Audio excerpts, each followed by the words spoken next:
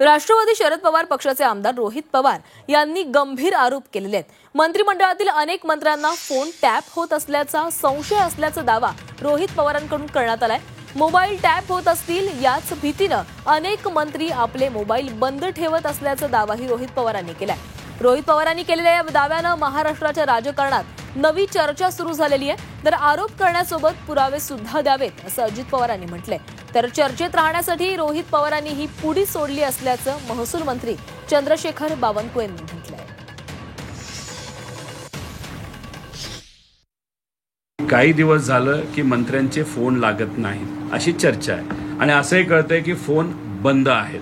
बंद का ठेवण्यात आलेले आहे का गेल्या 15-20 दिवसामध्ये आपण जर बघितलं तर कृषी विभाग घ्या, नाहीतर तुमचा अजून तो शिरसाट साहेबांचा विभाग घ्या, रेव्हेन्यू विभाग घ्या, हनी ट्रॅपिंगचा विषय घ्या, या सगळ्या विषयामुळे या नेत्यांनी फोन बंद केलेत आणि कुठेतरी कोणीतरी आपलं टॅपिंग करतंय, फोन टॅपिंग करते अशी चर्चा ही लोकांमध्ये तिथं आहे। ही फक्त चर्चा आहे, ह्याची शहानिशा लोकांनी करावी असं त्या ठिकाणी आम्ही मागणी करत आहोत। मी तुम्हाला सांगू का, कुणी आरोप करण्याचा प्रत्येकाला अधिकार आहे।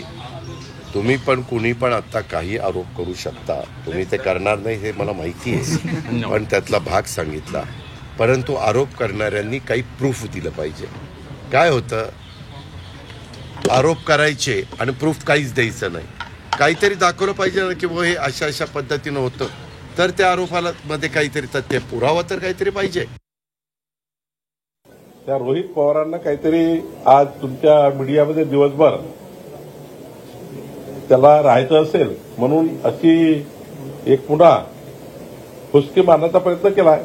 मंत्र्यांचे फोन टेप करण्याकरता भरपूर त्या ठिकाणी फॉर्मॅलिटी आहे। असं कुणाची टेप कुणाला टेप करता येत नाही, त्यामुळं हा फुसकी मार आहे।